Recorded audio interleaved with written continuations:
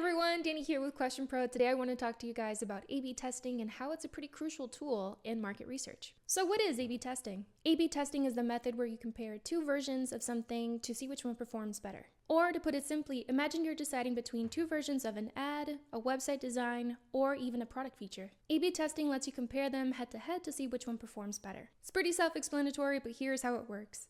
You split your audience into two different groups. Group A sees version A, and Group B sees version B. Then you keep track of the data for how each group responds for things like clicks, conversions, and engagement. Now, as an example, let's say you're testing two headlines for a landing page. Headline A says, unlock your potential, and headline B says, achieve more with us. By running an A/B test, you can see which headline gets more people to do things like sign up or make a purchase. Instead of guessing what works best, you now have real direct data from your audience. This helps you organize your marketing efforts and make sure that you're using the best version of whatever it is that you're testing. So next time you're tweaking your strategy or launching something new, give A/B testing a try.